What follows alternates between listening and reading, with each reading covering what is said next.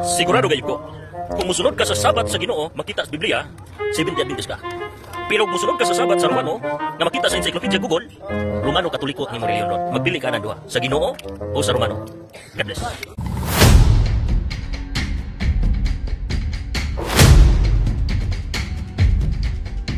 Ambot og anus kaha na hitabo nga naay koneksyon ang Seventh-day Adventist sa mga Sabbath keeper nga nakasulat sa balaang kasulatan.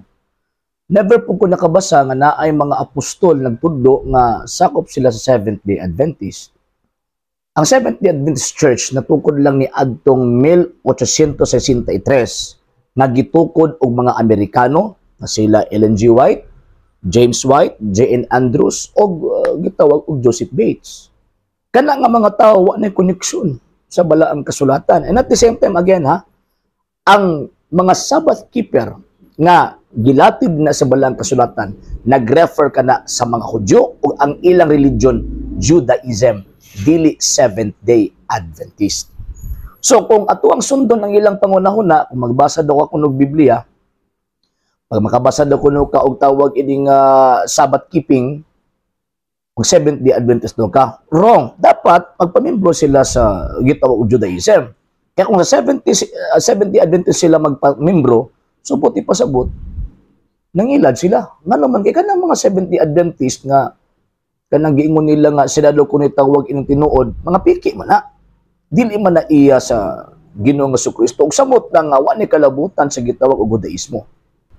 Kanang pagpahulay o pagsimba sa adlong Domingo, usa ka na ka Kristohanon nga gitawag og buhat. Ngano man kaya pinakaunang nagsimba kang Ginoong Jesucristo manggod ang mga apostol. And after the apostles, ang ilahang mga disipulo, sa unang adlaw sa simana sila, nagasimba kang Ginoong Jesucristo, nagatigom sila.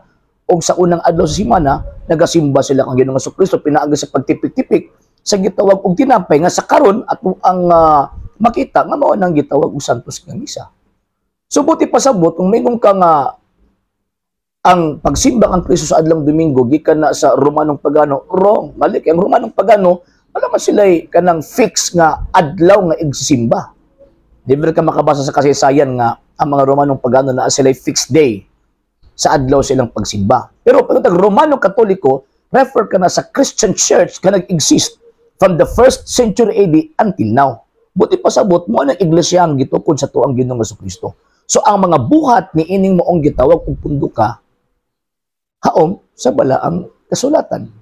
So lahi ng Romano, lahi pud ng Romano Katoliko.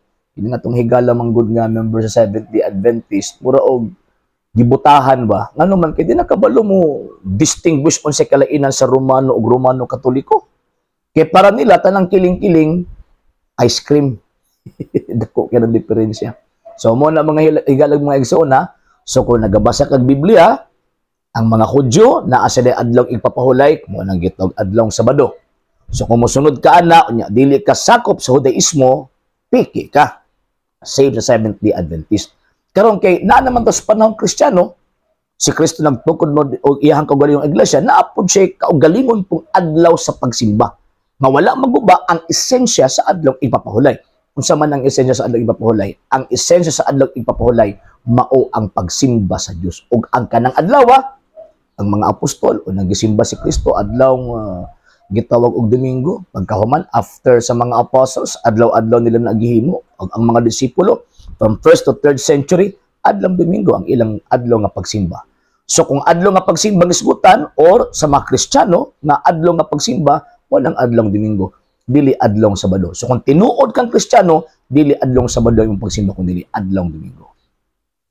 Sa hindi pa po nakapag-follow sa mga pages po natin, i-follow nyo po yung mga pages po natin. RJ Horolanciano II.TV, Argumento page, Kuya Apologist TV page, and RJ's Vlog 2022. And pwede rin po kayo mag-send po dyan ng Facebook stars. And also, sa ating po mga channels. Sa hindi po nakapag-subscribe, subscribe po ninyo yung mga channels natin: Dalay Catholic, Apologist International Official, RJ Sando II TV, Kuya Apologist TV, and Barrio Kawayan Religious Forum. And pwede rin po kayo mag-send po dyan ng super sticker, super chats, and super thanks. And maraming salamat po sa mga kapatid ko mga Katoliko na ulis pong tumutulong sa programa po natin. Maraming salamat po. Nang dahil po sa tulong at suporta po ninyo, ang programa pong ito until now andito pa rin po sa social media.